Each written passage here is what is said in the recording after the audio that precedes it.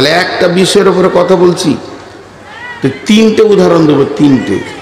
তো উদাহরণগুলো মন দিয়ে শোনেন। এই যে ইটের ভাটা, এবার ইট যে বানাবে ও সকালে একটা বালতি আর কোদাল নিয়ে মাটির কাছে চলে গেছে।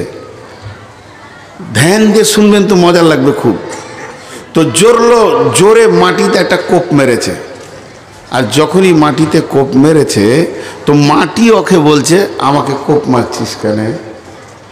এটা উদাহরণ দিচ্ছি, ভাবিয়ার না মাটি কেন কথা বলবে, উদাহরণ দিতে গেলে কিছু বোঝাতে হয়। তো এবার কোপ চলছে, বলছো ও ভাই মিস্ত্রি তুমি আমাকে কোপাও কেন? মিস্ত্রি উত্তরে বলছে চুপ করে থাক, সহ্য কর, দাম তোরই বাড়বে। বুঝে গেল? কোপ খেলো, খানিক বালু ছিটিয়ে দিল, তারপরে দু বালতি পানি ছিটিয়ে দিয়ে লাত মারতে শুরু করেছে। লাত মারলে দাম বাড়ে না কমে?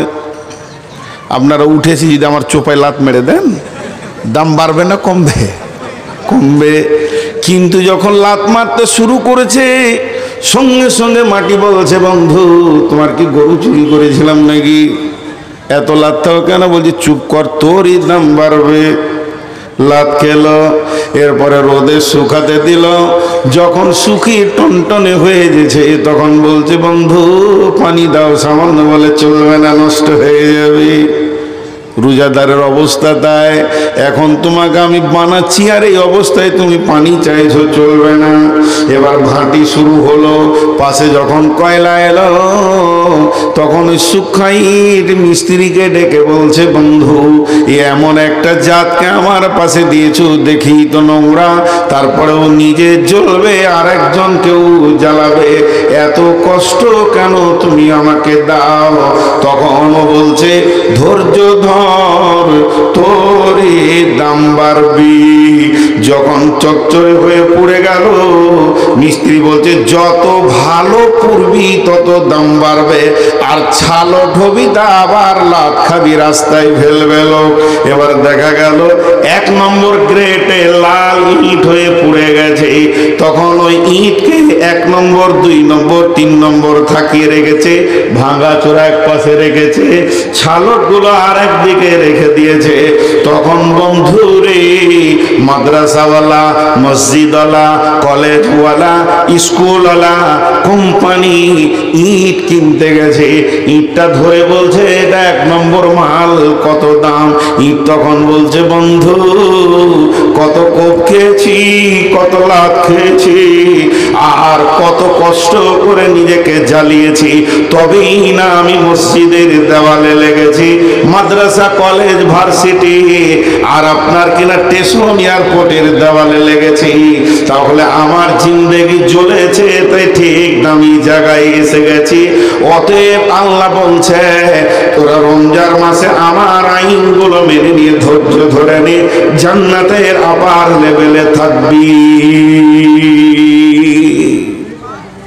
বুঝাতে পারলাম? আপনারা বুঝেছেন আলহামদুলিল্লাহ। আর একটা উদাহরণ দিই, আর একটা উদাহরণ।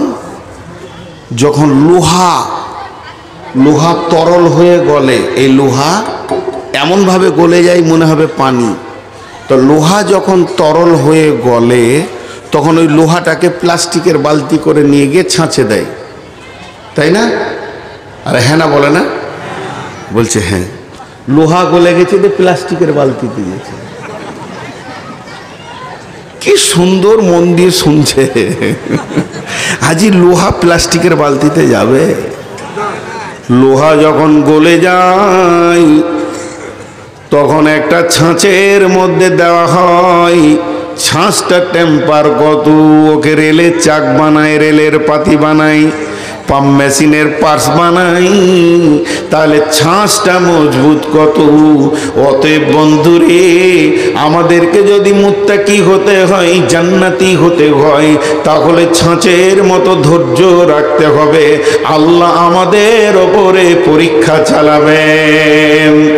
মা বোনেরা শুনছেন না তো কি আর বলবো, তবু মেয়েদেরকে একটা ওসিয়ত করছি, হে আমার মা, হে আমার বোন, আপনাদেরকে একটা রোজার উদাহরণ দিচ্ছি। সোনা সোনা তো সোনাই, সোনার 70 টাকা 10 গ্রামে 70,000 টাকার দাম, সোনার 70,000 টাকার দাম। এখন যদি আমি 20 গ্রামের সোনা দিয়ে একটা গলার হার বানাই, আর গোটা হারটা অত্যন্ত সুন্দর বানিয়েছেন কারিগর, খালি হুঁকটা একটু বেঁকা, সামান্য হুঁকটা একটু বেঁকা হয়ে গেছে, বিবি বলবে জি ইচ্ছাই কি জিনিস বানিয়েছে, 1,40,000 টাকার মূল্য নাই, ধূপ ছাই বলে দেবে, এ ছি দেখো তো মালটা হয়নি।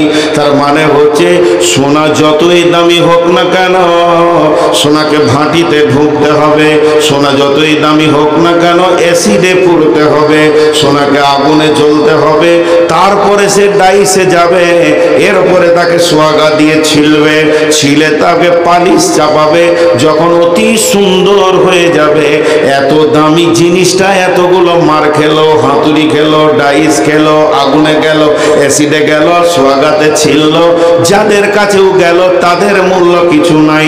সোয়াগাত খুব বেশি তো 30-40 টাকা কেজি, হাতুড়িতে যে মার খেয়েছে ওই লোহার হাতুড়িটা খুব বেশি 80-90 টাকার কেজি, আগুনের মূল্য নেই। কয়লার আর কত দাম, এদের ভিতরে ঢুকে ওই সোনা সুন্দর যখন হয়ে গেল তখন ওর দাম কেমন বাড়লো। মেয়েরা নিজের কাঁচা চামড়াকে ফুটিয়ে ঝুলিয়ে দিল, নাককে ফুটিয়ে ঝুলিয়ে দিল, তাতে তার ব্যথা হলো না, আবার খিলখিল করে হাসছে, কান নড়াচ্ছে, নাক নড়াচ্ছে। অতএব হে মুমিন, যখন রমজানের রোজাকে আমরা একত্র চিত্রে মেনে নিতে পারবো, তো আমার রব আমাদেরকে এত সুন্দর বানাবেন যে আমরা জান্নাতের অলংকার হয়ে যাব। এর জন্য আল্লাহ বলেছেন লাআল্লাকুম তাত্তাকুন, আমি তোমাদেরকে রোজা রাখাচ্ছি এই জন্যে যাতে করে তোমরা মুত্তাকি বেনে যাবি।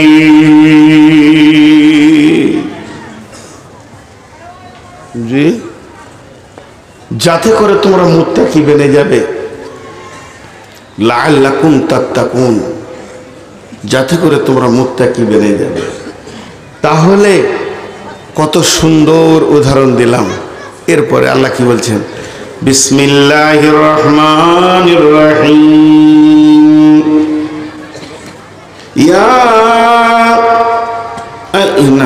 ইন্না আনজালনাহু ফি লাইলাতিল কদর ওয়া মা আদরাকা মা লাইলাতুল কদর লাইলাতুল কদরি খায়রুম মিন আলফি শাহর। আল্লাহ তাবারক ওয়া তাআলা বলছেন এই রমজানের ভিতরে লাইলাতুল কদর বলে একটি জিনিস রয়েছে, সেটা কুড়ি রোজার পরে বিজরের ভিতরে খুঁজতে হবে। অনেক তাফসীর, অনেক মুফাসসির অনেক রকম কথা বলেছেন, তার মানে কথায় বুঝলেন ওই রাতটা কত দাম। এক রাত যদি কেউ পেয়ে যায় তাহলে তার 1000 মাসের কাজ হবে। এত বড় ইবাদত আল্লাহ তাবারক ওয়া তাআলা রমজানের ভিতরে লুকিয়ে রেখেছেন। আল্লাহ অন্য জায়গায় বলছেন শাহরু রমাজান আল্লাযী উনজিলা ফীহিল কুরআনু হুদাল লিন্নাস। এই মাসটা এমন মাস, এই মাসে কোরআন নাজিল হয়েছে মানুষের জন্য, হেদায়েতের জন্য। 21শে রমজান কোরআন নাজিল হয়েছে। এই মাসটা রমজান মাস, এই মাসটা রহমতের মাস, এই মাসটা মাগফিরাতের মাস, এই মাসটা নজুলে কোরআনের মাস, এই মাসটা হেদায়েতের মাস, এই মাসটা আপনার জিহাদের মাস। এই ইসলামের প্রথম জিহাদ হয়েছে রমজান মাসে। 17 রমজান বদরের যুদ্ধ হয়েছে। অতএব বন্ধু, এই মাসটার ভিতরে অনেক কিছু লুকানো আছে, শুধু রোজা নয়, এই মাসে কোরআন নাজিল হয়েছে। নজুলে কোরআনের মাস, কোরআনের জন্মদিন রমজান মাসে লুকানো রয়েছে। এটা তেলাওয়াতের মাস, এটা ইবাদতের মাস, এটা মাগফিরাতের মাস, এটা রহমতের মাস, এটা বরকতের মাস, এটা জিহাদের মাস, এটা হেদায়েতের মাস, এটা নূরের মাস, অন্ধকার দূরীতের মাস। এই মাসটার অনেকগুলি সম্মান লুকানো রয়েছে, আমাদের সামনে তত্তর করে এগিয়ে আসছে। এই জন্য কবি বলছেন, রমজানেরই রোজাদারের দুইটি খুশি, একটি খুশি ইফতারে, অপরটি হয় আল্লাহর দিদার রোজ হাসরের প্রান্তরে। লাইটটা বন্ধ কর, নিতে পারি না রে বা, মাথা ধরে যায়। অপরটি হয় আল্লাহর দিদার রোজ হাসরের প্রান্তরে।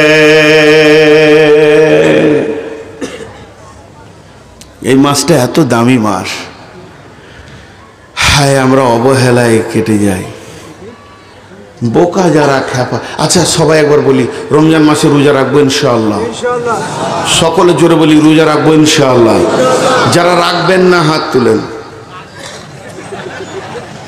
অনেকগুলো লোক রোজা রাখবে না। সকালে রোজা রাখবো ইনশাআল্লাহ। আল্লাহ আমাদেরকে রোজা রাখার তৌফিক দান করুন, আল্লাহু আমিন।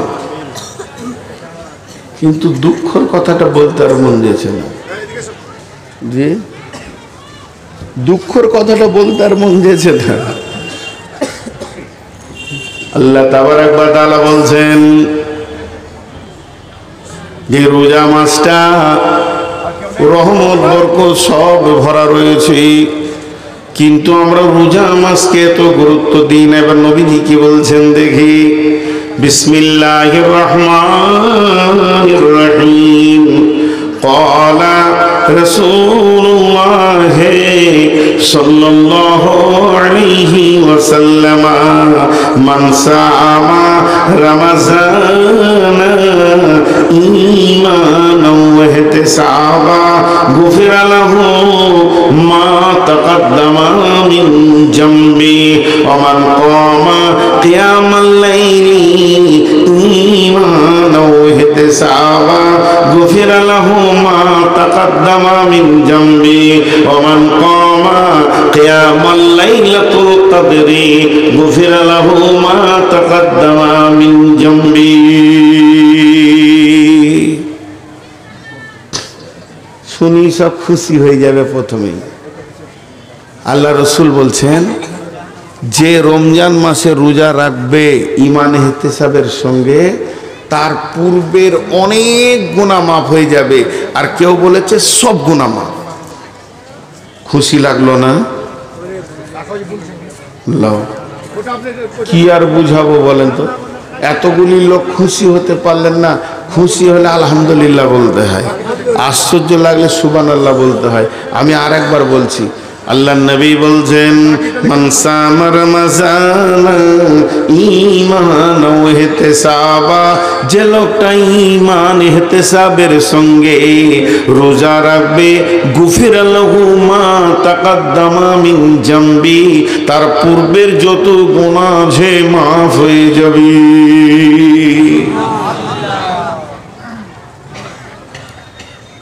ওমান কামা কিয়ামাল লাইলি, কিয়ামাল লাইলি বলতে এখানে বলা হয়েছে মানে তারাবি, যে মানে প্রতিদিন পড়বে, বাদ যাবে না। আল্লাহ তাবারক ওয়া তাআলা বলছেন, নবীজি বলছেন, গুফির লাহু মা তাকাদ্দামা মিন জামবি, তার জীবনের পূর্বের অনেক গুনাহ মাফ হয়ে যাবে। জি, কত বড় খুশির কথা। ওমান কামা কিয়ামাল লাইলাতুল কদরি, এই মাসে লাইলাতুল কদর লুকানো আছে। যদি কেউ লাইলাতুল কদর জেগে দেয়, গুফির লাহু মা তাকাদ্দামা মিন জামবি, তার জীবনের পূর্বে অনেক গুনাহ মাফ হয়ে যাবে।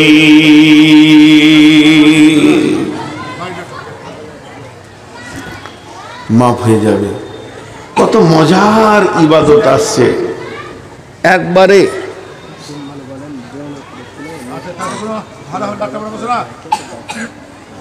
দেওনাপুর, কোন দেওনাপুর? কার ক্যাম্পারার মোস্তাক নাম বলেন, মোস্তাককে ডাকছে, তিনার বাবা অসুস্থ আছে। দেওনাপুরের মুস্তাককে আছে। মুস্তাক ভাই, আপনার আব্বা অসুস্থ, আপনার আব্বা ডাকছে। অবশ্যই আব্বা মায়ের ডাকে সব ছেড়ে চলে যেতে হবে। আপনি যান, আপনার আব্বা অসুস্থ, মুস্তাককে আছেন পারদেওয়ানাপুরের মুস্তাক ক্যাম্পারার, চলে যান। যেহেতু আপনার আব্বা অসুস্থ, আপনাকে ডাকছেন। জি, এগুলো এলান করতে হবে সব বাদ দিয়ে। তাহলে জীবনের গুনাহ মাফ। কত সুন্দর ইবাদত আল্লাহ দিয়েছেন, আপনার আমার জীবনের গুনাহ মাফ করার কত রাস্তা দিয়েছেন। কিন্তু আমি একটা প্রশ্ন করব, যদি আমার সঙ্গে আপনারা প্রশ্নতে একমত হন তাহলে বলবেন ঠিক আছে, আর যদি দ্বিমত হন তা বলবেন আমার প্রশ্নটা ভুল আছে। আমার প্রশ্নটাকে বোঝার চেষ্টা করেন। প্রশ্ন বুঝলে, ওদিকে আবার দাঁড়িয়ে আছে নাকি? আল্লাহ আকবার। আর আমাকে আজকে মার্ডার করবি, আমাকে মার্ডার করবে। আর আহা কিভাবে দাঁড়িয়েছে, বুকে হাত দিয়ে, খালি তুই শালা নেমে দেখ, তোকে দেখছি। কি দোষ করেছি রে ভাই তোদের, হ্যাঁ? এমন করে দাঁড়িয়েছে না, খালি তুই নেমে দেখ কত চোপা চালাইছিস, তোকেই দেখছি একবার। তো আমার প্রশ্নটা আগে বুঝেন। আমার প্রশ্ন হচ্ছে, ঈদের নামাজ পড়ে নিব, তারপর থেকে শুরু করব, চুরি করব, ব্যভিচার করব, জেনা করব, বেপরদা থাকবো, জুয়া খেলবো, সুদ খাবো, মার্ডার করব, খুন খারাপি করব, লুটেরা করব, লুচ্চাগিরি করব, নামাজ পড়ব না, যাকাত দেব না, হজ করব না, কালেমা পড়ব না, যত গুনাহ আছে করব, লুটে ফুটে টাকা পয়সা করব। আর যেদিন পশ্চিম দিকে রমজানের চাঁদ উঠে যাবে, চাঁদটা দেখে নি, নদীতে ঝাঁপ মেরে দিব, গোসল করে নিব, সাবান মেখে নিয়ে এশার নামাজে তারাবি পড়ার জন্য চলে আসো। মুসল্লির মতো টুপি লাগিয়ে সুন্দর করে 1 মাস রোজা রেখে নিব, সব গুনাহ মাফ হয়ে যাবে।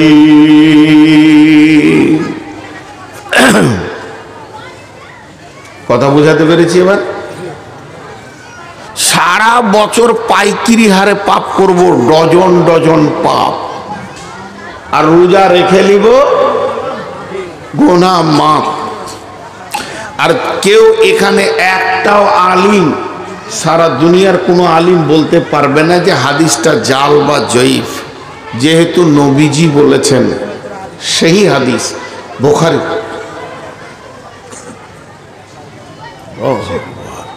কোথায় জলসা করতে এসছি বাপ? জি, সারা এলাকার লোক জি গোনায় আমার জর্জরিত হয়ে গেল। আর রমজানে এত সুন্দর করে রোজা রাখবো, একবারে রসুল যেমন করে রেখেছিল, একটা পাপ করব না। তাহলে জীবনের গুনাহ, কথা বলে না, জীবনের গুনাহ। তা না এত নামাজ পড়া কি দরকার আছে? কিন্তু আল্লাহ তাবারাক ওয়া তাআলা রসুল দুটো শর্ত করেছেন। শর্ত দুটো খুব ভালো করে শুনেন। শর্ত শর্ত শর্ত বুঝেন তো? শর্ত বুঝেন কি না? হ্যাঁ, আপনি আমাকে কি শর্ত করলেন? আপনি আমাকে শর্ত করছেন, আগামী পরশু যদি আপনি শোভাপুরে এসে জোহরের নামাজ পড়েন তো আপনার মাদ্রাসাকে 1 লাখ টাকা দিব। এখানে এসে কালকে জুমার নামাজ পড়াতে হবে আপনাকে, আর জুমা না পড়ালে টাকা পাবেন না। তো আমি চলে এসেছি শনিবার দিন, শুক্রবার বাদ দিয়ে, টাকাটা দেন। তবু তখন বলছি যে আপনার শর্ত ছিল, এখানে লেখা আছে দেখেন, যে আমি জুমার নামাজ শোভাপুর জামে মসজিদে পড়াবো, আর আমার ওয়াদা ছিল টাকা দিব। তখন আমি ওকে হালকা করে বলছি, আমি নাইলে আসিনি, তা আমার ওয়াদা নাইলে ভুল হয়ে গেছে, তো তুমি কেন ভুল করবে? এটা ঠিক হচ্ছে কি? এটার নাম শর্ত লয়। শর্ত হচ্ছে জুমা পড়ানোর সাথে টাকাটা জয়েন্ট হয়ে আছে। আমি যখনই জুমা পড়িনি অটোমেটিক আপনার ওয়াদাটা বাতিল হয়ে গেছে। আপনি খুশি হয়ে দিলে দিতে পারেন, না দিলে আর আপনার গুনাহ হবে না। এটা বলে শর্ত। তো আল্লাহ রসুল দুটো শর্ত করেছেন, দুটো শর্ত। ওই রোজাতে গুনাহ মাপ হবে তার জন্য দুটো শর্ত করেছেন। দেখেন আমি শর্তগুলো দুবার করে বলবো। বিসমিল্লাহির রহমানির রহিম। মান সামা রমজান ঈমানাও ঈমানাও ঈমানাও ওয়াহতিসাবা ওয়াহতিসাবা ওয়াহতিসাবা গুফিরা লাহু মা তাকাদ্দামা মিন জামবি। যে লোকটা রোজা রাখবে ঈমানকে এহতেসাবকে সঙ্গে নিয়ে, ঈমান আর এহতেসাব এই দুটি জিনিসকে সঙ্গে নিয়ে রোজা রাখবে, আল্লাহর নবী বলছেন উম্মত তুমি নিশ্চিত হয়ে যাও, তোমার গুনাহ মাফ হয়ে যাবে। এটা কি বোতলের ভিতরে? এটা কি? কিন্তু আমি বলছি শরবত। যদি শরবত হয় এর সঙ্গে কি থাকতে হবে? চিনি যদি না থাকে, লেবু যদি না থাকে, তো ওটাকে কেউ শরবত বলবে? বলবে না। তো যে রোজাতে ওই দুটি জিনিস নাই, ঈমান আর এহতেসাব, ওটা রোজা লয়, ওটা উপোস। ঈমান আর এহতেসাব থাকতে হবে। এবার ঈমানটা কেমন? ঈমানটা কেমন? ঈমানটা কেমন? রোজা রাখছি আমার গুনাহ মাফ হবে, আমি রোজা রাখছি আমার গুনাহ মাফ, কথা বলে না? হবে না, হবেই। এর নাম ঈমান। হাদিসের মধ্যে আছে বান্দা যেমন আল্লাহর প্রতি ধারণা রাখবে, বান্দা যেমন আল্লাহর প্রতি ধারণা রাখবে, আল্লাহ বান্দার সঙ্গে ওই রকম ব্যবহার করবেন। অতএব বন্ধুরে, আপনার আমার ঈমান যদি 100% থাকে, তাহলে আপনার আমার রব আপনার আমার জীবনের গুনাহকে মাফ করবেনই করবে।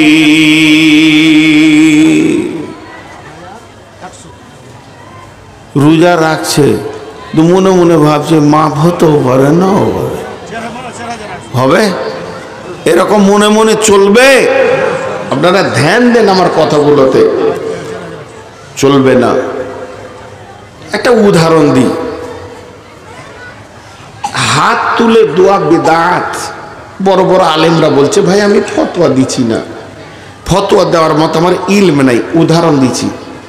মনে করেন বলে বলছি যে রমজান মাসে আপনাদের ইমাম সাহেব তারাবি শেষ হয়ে গেল আজকে, তো বলছি চলেন একবার দোয়া করি সবাই, আল্লাহর কাছে কাঁদি। 21 রোজা চলছে, তো ইমাম সাহেব দোয়া করছে, এই আল্লাহ তুমি আমাদেরকে মাফ করে দাও, গুনাহ করেছি মাফ করে দাও। ঈদগাহের ময়দানে হাত তুলে দোয়া করছি, মাবুদ তুমি আমাদেরকে ক্ষমা করে দাও, মাফ করে দাও। জেনা করেছি মাফ করে দাও, চুরি করেছি মাফ করে দাও। মাবুদ কত মিথ্যা কথা বলেছি, তুমি আমাদেরকে মাফ করে দাও। অজর নইলে ঈমান। ইমাম কাঁদছেন, মুক্তাদিদের ভিতরে মুয়াজ্জিন টুকরে টুকরে কাঁদছেন, বলছে আল্লাহ বেশক পাপগুলো করেছি মাফ করে দাও।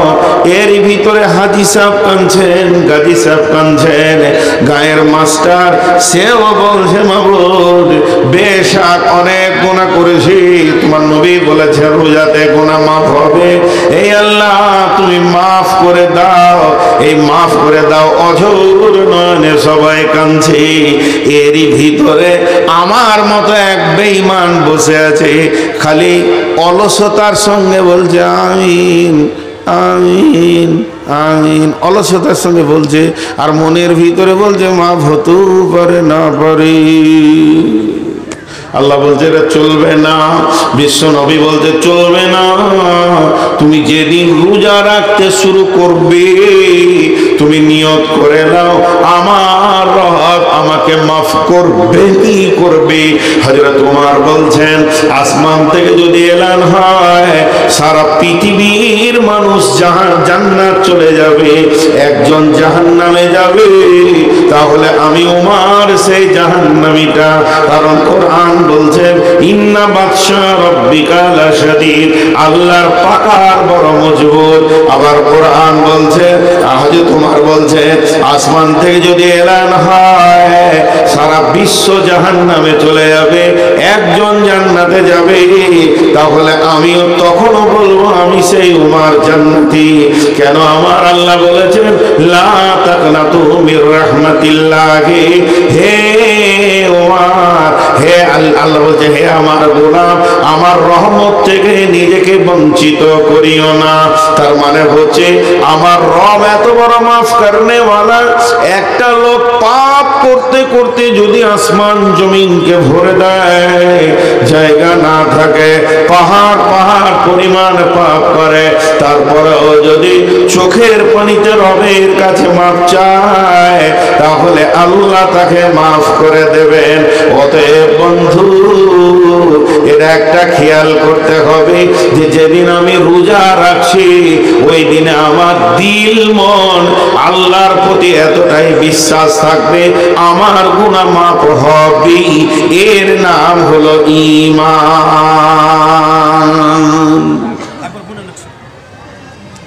এর নাম ঈমান।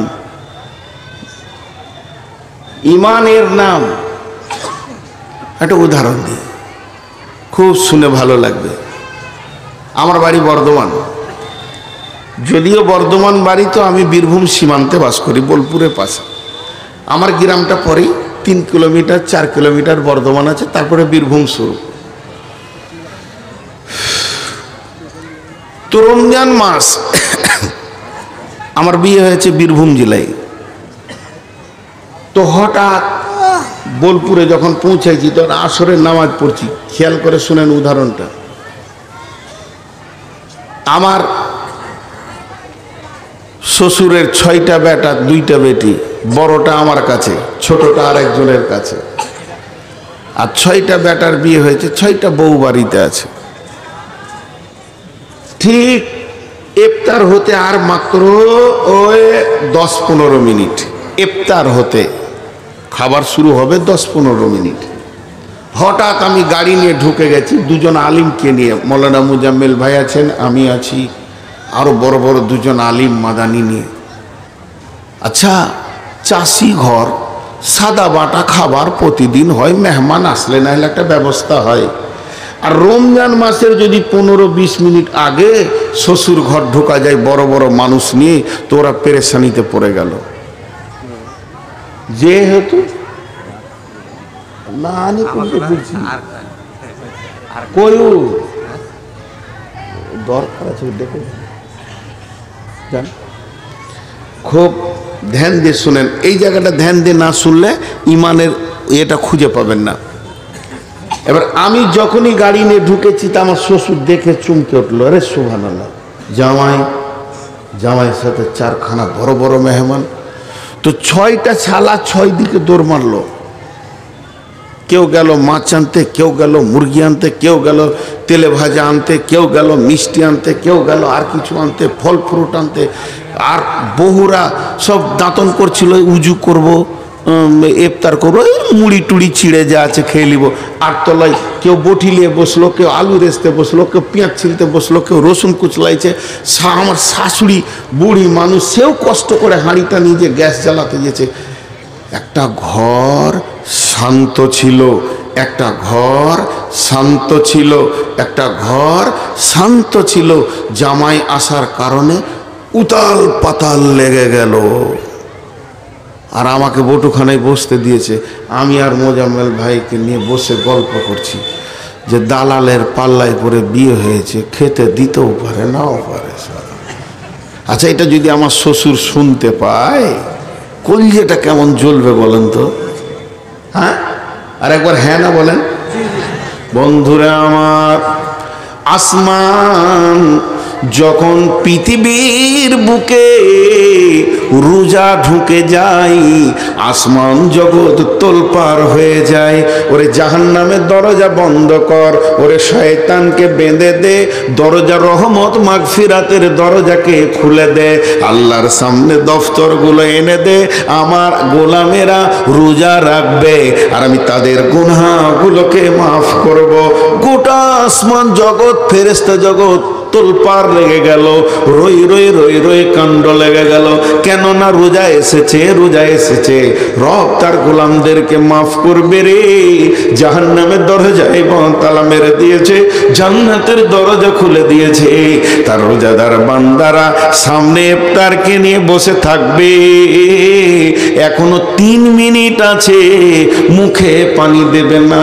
এই দৃশ্যটা আমার রব দেখবে আর তার গুনাহকে মাফ করবে। এই অবস্থাতে যদি কোনো গোলাম মনে মনে নিয়ত করে আমার গুনাহ মাফ নাও হতে পারে, তাহলে আমার রব যখন ওর দিলটা দেখবে, তাহলে আমার রবের দিলে কত আঘাত হবে। ও গুনাহগার গোলামের রে, তোরই গুনাহ মাফের জন্যই তো আমি মাছটা তৈরি করেছি, আর তোর ভিতরে এত নোংরা কথাটা এলো কি করে? এর জন্য বিশ্বনবী বলছেন, তুমি রোজা রাখবে, রাখো, ঈমানের সঙ্গে রাখো। বুঝাতে পারলাম? সকলে জোরে বলেন, পারলাম। এবার এহতেসাব বা মানা ইখতিলাস। তোর মনকে জিজ্ঞেস কর, কেন রোজা রাখছিস? তোর মনকে জিজ্ঞেস কর, তুই কেন রোজা রাখছিস? জি ভাই, তোর মনকে তুই নিজে জিজ্ঞেস কর, এমনি করে মনকে তুই কেন রোজা রাখছিস? ইহতেসাব করতে হবে। একটা কথা বলি আপনাদেরকে, টিউ দেখেছেন সাইকেলের? টিউ, ওই টিউ একটা নজেল আছে, ওইখানে সিরিঞ্চি পাম্পারটা লাগিয়েছে, পাম্প করছে পাম্প করছে পাম্প করছে, ফস ফস ফস ফস, ক্লান্ত হয়ে বসে গেল, ফের উঠে লেগেছে, ফস ফস বসে গেল, ফের উঠে লেগেছে। এইভাবেও চালিয়ে যাচ্ছে, পাম্প হয় না। 1.5 ঘন্টা চালিয়েছে, পাম্প হয় না। একটু বন্ধ রাখি নাকি তোমার জন্যে? একটু ফোনে কথা চলছে, আপনার একটু সবর করে নেন। লাও, বলে লাও। কত খেয়াল আমাকে রাখতে হয়। তো আপনারা আমার দিকে ধ্যান দেন, 1.5-2 ঘন্টা একটা টিউব পাম্প হবে না? পাম্প হয় না। এখন এক মুরব্বী ওদিকে পার হয়ে যাচ্ছে, বলছে দাদু, বলে কি রে, পাম্প যে হয় না, নতুন টিউব এক্ষুনি দোকান থেকে আনলাম। তো তখন ওর দাদু লাঠি করে এমনি করে টিউবটা লাড়তে লাড়তে বলছে, তোর টিউব যে কাটা রে, 1 ইঞ্চি কাটা, নতুন টিউব, এদিকে তাকান, 1 ইঞ্চি কাটা, বেশি নয়। তোকে বলছে তোর টিউব যে কাটা। ও তখন হালকা করে মুচকিয়েছে, বলছে আমি কেটেছি। কথা বুঝতে পেরেছেন? ও নিজে কেটে এবার পাম্প করতে শুরু করেছে। আপনারা বলেন পাম্প হবে? সকলে জোরে বলেন হবে। 5 ঘন্টায় হবে, 5 দিনে হবে। সূরা ইয়াসিন পরে পাম্প করলে হবে কি? আইতাল কুরসি পরে পাম্প করলে হবে না। তার কারণ সারা জীবন যদি চালিয়ে যায়, কাটা টিউব পাম্প হবে না। নিজে কেটে পাম্প করতে লেগেছে, এর মতো বড় বৈজ্ঞানিক আর পৃথিবীতে নাই। আল্লাহ তাবারাক ওয়া তাআলা, রাসূল বলছে ইহতিসাব মানে বা মানে ইখতিলাস, তার মানে হচ্ছে কিছু লোক আছে, আপনাদের এলাকায় আছে কিনা জানি না, এরা কাটা টিউবে পাম্প করে। কিছু লোক আছে তারা রমজান মাসের চাঁদ যেই উঠে যাবে গোসল করে মসজিদ ঢুকে যাবে, যেদিন ঈদ হয়ে যাবে মসজিদ থেকে পালিয়ে যাবে। তার কারণ ও খালি প্রতিদিন গুনছে আর 25টা রোজা, আর 20টা রোজা, আর 10টা রোজা, 25টা হলো 5টা রোজা, 28টা হলো আর 2টা রোজা।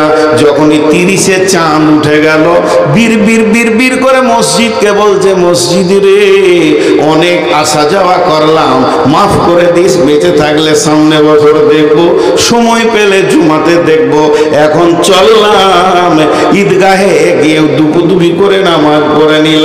আল্লাহ তাবারাক ওয়া তাআলা নবী বলছেন, তুই যে ঈদের পরের দিনে মসজিদ থেকে পালাবি এটা আল্লাহ ভালো করে জানে। অতএব তুই যে মালটা পালানো মাল, ভাগোড়া মাল, তুই ঢুকেছিস পাম মারতে, আর ওইদিকে 30 রোজার পরে টিউ কেটে রেখে দিয়েছিস। তোর মতো বেঈমান যদি 70 বছর রোজা রাখে একটাও কবুল হবে না। এই মাল আপনাদের এলাকায় আছে? নাই, আলহামদুলিল্লাহ অনেক আছে। ঠিক রোজা হয়ে গেলে ঈদ পরি কেটে পড়ে, ওকে অত জাল লাগছে, এই ল্যাব দিব, হ্যাঁ এত জাল লাগছে তোমাকে, বুড়া মানুষের মতো চট গায়ে দিয়ে দিয়েছে খেপা। হ্যাঁ কত তো কাটা টিউবে পাম্প হবে না। আমি দৌড়ছি, হঠাৎ মোটর সাইকেল নিয়ে শ্বশুর বাড়ি, উদাহরণগুলো মন দিয়ে শুনবেন, গিয়ে আমার বড় শালাকে বলছি, আসসালামু আলাইকুম ভাই, ভালো আছেন? কি ব্যাপার হঠাৎ এরকম করে কোনো কাপড় চুপড় যে ভালো পরিষ্কার পড়ছে? আর বলি আর না, মাথা খারাপ। বলি আমি তাড়াতাড়ি এসেছি, কি হলো বলেন? বলে আমার বাড়ির পাশেই রোড সাইডে 10 কাঠা জায়গা, 4 লাখ টাকা করে কাঠা চলছে এলাকায়। ও বেচারা চাপে পড়ে 3 লাখে দিয়ে দিচ্ছে আমাকে। তাহলে 10 কাঠা জায়গা 30 লাখ টাকা লাগবে। ভাই আমার 25 লাখ জোগাড় হয়ে গেছে, 5 লাখ দিতেই হবে। আর রাতের মধ্যে যদি 30 লাখ না দিই, আর একটা পার্টি 35 লাখ ধরে দাঁড়িয়ে আছে, ওকে দিয়ে দেবে, জায়গাটা হাতছাড়া হয়ে যাবে। ভাই ওই জায়গাটা আপনার বোনের নামে আর আমার নামে করব, আপনি আমাকে 5 লাখ টাকা ধার দেন। আজকে হলো বুধবার, কাল বৃহস্পতিবার জায়গাটাকে লেখালেখি নিয়ে ব্যস্ত থাকবো। শুক্রবার জুমার দিন কোথাও যাব না, শনিবার রবিবার বাদ দিয়ে সোমবার দিন আপনি ঘরে না থাকলেও আমি টাকা এনে ভাবির হাতে দিয়ে চলে যাব। আমার টাকা ব্যাংকে আছে, রাতে তোলা সম্ভব নয়। শালা তো মনে মনে ভাবছে যে জাগা 5 কাটা যদি ওর হয়তো 5 কাটা আমার বোনের তো হচ্ছে, তো আমার বোনের তো একটু মজবুত হচ্ছে। ক্যাশ ঘরে ছিল, 5 লাখ দিয়ে দিলে। আর আমি খালি ঘন ঘন বলছি সোমবার দিবই, সোমবার কোথায় যাবো না দিয়ে দেবো। ওটা মুখে বলছি এখানে, আর ভিতরে বলছি টাকা দিয়ে দেখ রে শালা, কত সোম যাবে তোর। সোম যেতে যেতে তুই কবরে চলে যাবি, তোর বোন আছে আমার কাছে। এটা হচ্ছে কোথায় বুকের কথা। ও আমাকে টাকা দিল কেন, আমার এইখানটা বুঝতে পারলো না। মানুষ বুঝতে পারবে? পারলো না, টাকা দিয়ে দিল। কিন্তু একবার আপনি বলেন ও বুঝতে পারলো না, তা আমি যে রোজার পর থেকে পালাবো, আল্লাহকে বলছি খালি গোনাটা মাফ করে দে, তারপরে কেটে পড়বো। আল্লাহ কি জানে না? যারা বলেন, গাঁওয়ালা বলছে মুসাল্লি এলো, মুসাল্লি গেল। ইমাম বলছে মুসাল্লি এলো, মুসাল্লি গেল। মাস্টার বলছে মুসাল্লি এলো, মুসাল্লি গেল। সবাই বলছে মুসাল্লি এলো গেল, আর আমার রব আসমান থেকে বলছে চিটিং বাজেলো, আর মসজিদ থেকে চিটারি করে চলে গেল।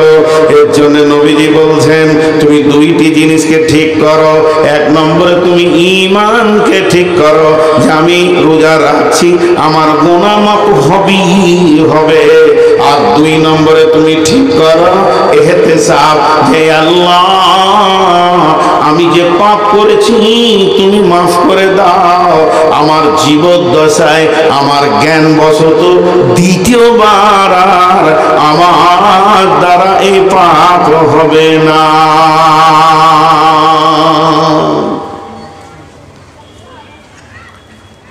গোটাটাই রমজানের বায়ান করলাম।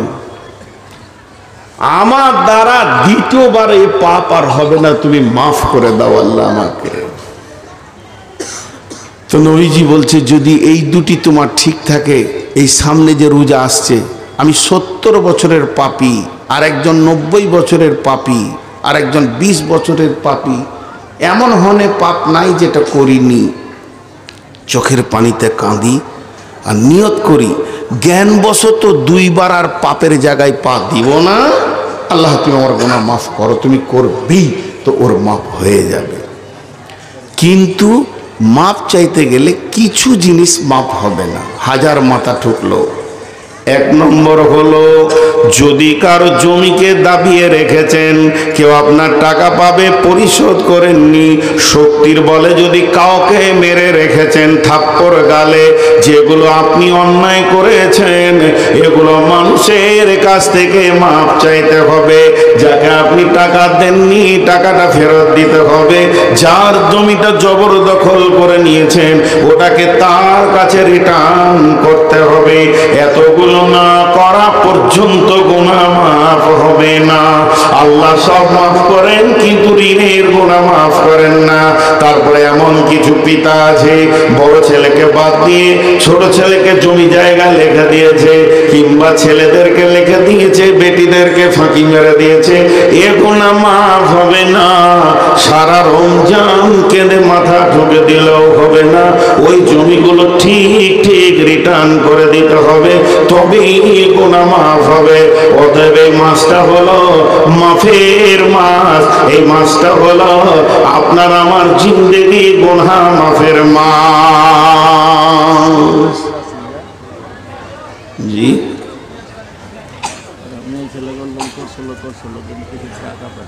কত বলো? 22,362, দ্বিতীয় রাউন্ডে 60,767, টোটাল 83,129। 2 বারে মেয়েরা 83,129 টাকা দিয়েছে। আলহামদুলিল্লাহ। হ্যাঁ, চিল্লাচিল্লি করেছে, চোপার জোর বলি টাকাটা দিয়েছে। দেন ও সামনে কেন, আপনি দেন, শুরু করেন। জি করছি। তো আমি আপনাদের কাছে বিসমিল্লাহ থেকে এই পর্যন্ত শুধু একটা বিষয়ের উপরে কথা বললাম, সেটা হলো রমজানের রোজা। রমজানের রোজা আমাদেরকে রোজা রাখতেই হবে যারা আমরা ফরজ। এবার কিভাবে রাখবেন, কোথা কি আছে, সুন্নত আছে, অজিব আছে, এগুলো মুফতিদের ব্যাপার। আমি শুধু ফাজাইলের উপরে কথা বললাম। আল্লাহ আমাদের সকলকে রোজা রাখার তৌফিক দান করুন, জোরে বলেন। তো এই যে রোজার ব্যাপারে প্রায় 2 ঘন্টা হতে চলল, 10 মিনিট কম আমি যা বয়ান শুরু করেছি তাতে। তো এই 2 ঘন্টাতে শুধু একটাই জিনিস বোঝাতে পারলাম যে আমাদেরকে রোজা রাখতে হবে। জানেন আমাদের ভিতরে অনুশোচনা নাই। ঈদ, বিশ্বনবী বলছেন যারা রোজা রাখে না তারা যেন ঈদগাহে না আসে। আর আমাদের এখানে কি সিস্টেম আছে আপনাদের জানি না, আমাদের বর্ধমানে যারা রোজা রাখে না তারাই আবার ঈদগাহে প্রথম হাজির। ওরাই আবার হুঙ্কার মেরে বলবে টাইম হয়ে গেছে, তাড়াতাড়ি করেন। কারণ ঈদটা শেষ হলে যখনই নামাজটা শেষ হবে তখন বাইক নিয়ে, বেটি নিয়ে, পরের বেশটি নিয়ে রাস্তাঘাটে হিন্দু অন্য জাতির মতো রাঙা ভোজকেমা করে বেড়াবে। এর জন্য তারা তাড়াহুড়ো করে। হযরত উমর ডুকরে ডুকরে ঈদের দিনে কাঁদছেন। সাহাবীরা প্রশ্ন করলেন, আমিরুল মুমিনিন, খলিফাতুল মুসলিমিন, আজকে হলো ঈদের দিন, আজকে আপনি কান্না করেন কেন? আমিরুল মুমিনিন বলছেন, বন্ধু তোমাদের এই রোজা কবুল হয়ে গেছে, তোমরা তো আনন্দ করবে, আমার রোজা কবুল হয়েছে কিনা আমি অনুশোচনায় আল্লাহর কাছে কাঁদছি।